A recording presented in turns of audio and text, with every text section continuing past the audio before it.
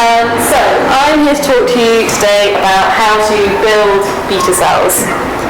So first of all, we're going to talk about this lovely thing, the pancreas, which is always drawn looking like a corn on the cob for some reason.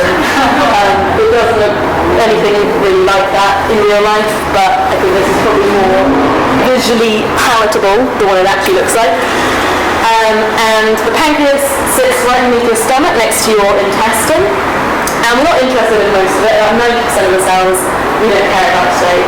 What we care about are these little clumps of cells within it called the pancreatic islets of Langerhans. And they were first observed in sort of mid-1800s by a guy called Paul Langerhans, and he just sort of looked at them and was like, those are there. Wrote his doctoral thesis, submitted it, became a doctor. It was all very easy back then. It was great. And then about 25 years later, someone else got the microscope out, had a look, and was like, yes, those are there. And he was like, had some thoughts about what they might do. And so he wrote himself a little paper. And he very graciously, very classily called them the islets of Langerhans instead of the islets of Legetz. His name was Edouard Legetz. I personally would name him after myself, but he very respectfully went for the person who originally looked at them. And he hypothesized that they might be the sites of internal secretion. And he's basically right, they're endocrine cells, and what that means is that they secrete hormones. And the ones that we are most interested in are the ones that make up the bulk of the islets. Those are the beta cells. And we're interested in those because they secrete insulin. What insulin does is after you have a meal or a Freddo or a flapjack, your blood sugar rises obviously, and then your beta cells will sense that rise in blood sugar, and they'll start producing insulin, and they'll start secreting it into the bloodstream.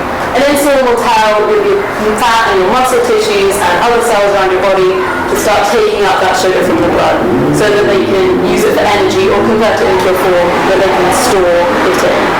And that's also good because having too high blood sugar for too long can be very acutely dangerous. It can cause something called diabetic ketoacidosis, which can be very dangerous, and it can also cause long-term complications if you have chronically high blood sugar. And so basically they're in control of making sure that your blood sugar stays at a normal level and the right level for your body to be healthy. And as you probably know, if you have defects in this circuit, then you get diabetes. So type 1 diabetes is mostly caused by your immune system recognizing the beta cells as foreign invaders and then destroying them in the same way that it might destroy a cell that's been infected with a virus. Type 2 diabetes, on the other hand, is due to the other cells in your body becoming resistant to insulin, so they stop responding as well to insulin. And your beta cells can keep pumping out the insulin and maintaining the blood glucose, but after a point, they start to not be able to produce the same amount of insulin anymore because they're not made to produce that much insulin, and they succumb to something called, rather ambiguously, beta cell exhaustion, which sort of just means no one really knows why, but they stop functioning. Some of them die and some of them lose functionality, and so you don't have enough functioning beta cells in order to maintain your blood sugar. And so in the 1920s, or before the 1920s, everyone who had diabetes would just die very quickly. And as soon as pretty much a few weeks after you were diagnosed, it was pretty much a death sentence. And then insulin was isolated, and it was found that injecting insulin could reverse the symptoms of diabetes. And that was pretty much a huge medical revolution. I mean, it was formerly a death sentence, and all of a sudden people with diabetes could have normal lifespans. And it's fantastic. Insulin therapy is great. However, it is not as good as a beta cell. You're sort of replacing this very delicate and dynamic system, the cells that have evolved over millennia, with injecting either a fixed dose of insulin, or calculating the number of carbs in your meal, or having an insulin pump where you also have to plug in how much insulin you want to burn, and then it's injecting it into the subcutaneous fat. It's not going directly into the bloodstream in the way that it would with a beta cell. So basically, while it's fantastic and there's been a huge revolution for people with diabetes, it's not a cure. It's not as good as having those beta cells. And it can lead to, having too low blood sugar, which can also be dangerous, or if you don't have enough insulin that you're administering, then you can end up hyperglycemic, having too high blood sugar, and that can lead to acute and chronic conditions. So wouldn't the best thing to just be to have new beta cells?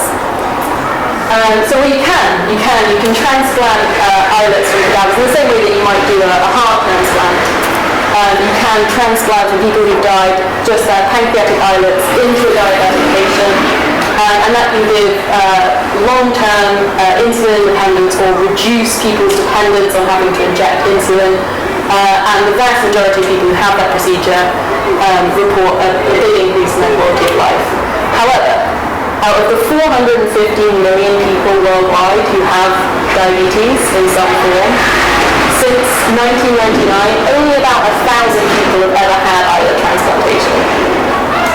And that's because, for a couple of reasons. The first is that because you're doing a transplant from another person, you have to put people on immunosuppressants.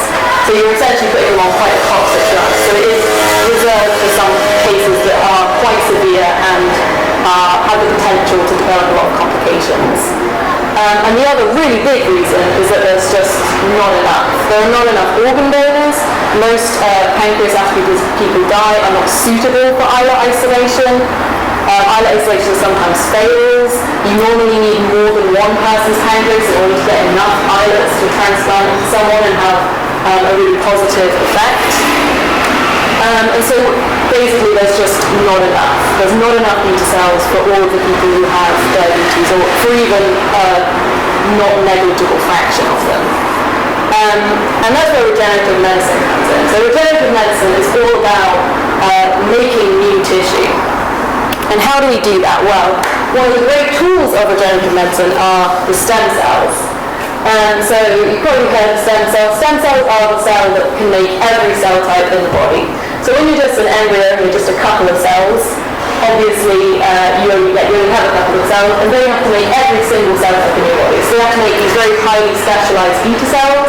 They have to make muscle cells, which have their own set of unique features, nerve cells, fat cells, etc., etc. And what we can do now, which is fantastic, is that we can take adult cells and we can convert them back into stem cells.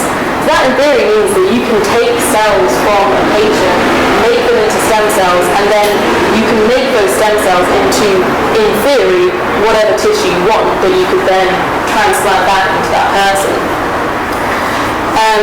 But then the question is, how do you do that? So you have these stem cells, you know how to get them, and you know that in theory they can make every single tissue in the body, but how do you make them be beta cells? So what do you actually need to build a beta cell? So this is just my generic cell here.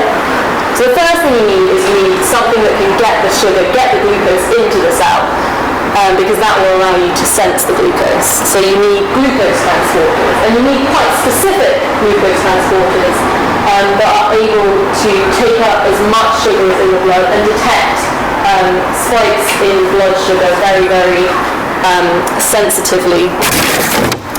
And then you need something in the cell, basically, an alarm system. You need something that will tell you, okay, more sugar has been taken up into the cell, blood sugar has risen, we need to do something.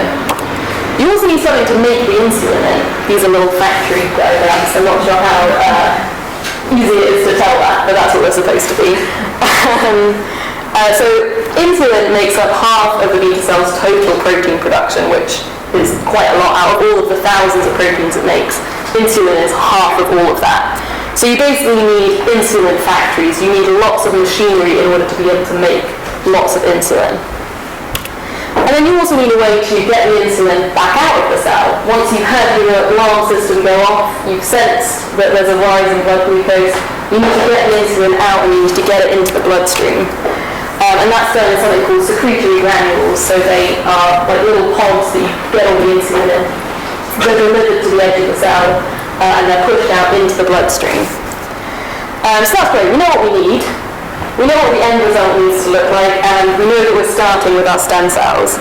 But what actually is the difference between a heart cell and a beta cell, or a stem cell and a beta cell? Every single cell in your body contains the exact same set of genes. So what is actually the difference between them? So yeah, every single cell in your body has the complete genome. It has all the instructions to make everything. A beta cell, a liver cell, whatever. But the difference is that some of these genes are on and some of these genes are not. So for example, in your beta cell here in green, you want gene A. Gene A is insulin, let's say. So in your beta cell, gene A is on. However, gene B is something that you don't need. It's something that's not found in beta cells. So gene B is off. Whereas in this other cell, which could be whatever you want, it's a skin cell, let's say. What does a skin cell want with insulin? It doesn't. It's not interested, so it switches that gene off. Whereas gene B is something that it wants. So it has that gene switched on. And if you could just sort of imagine this over thousands and thousands of genes, some of which are on or off, or a bit on or a bit off, and you can imagine how you can get this incredible complexity in the different cell types, and even within single cell types.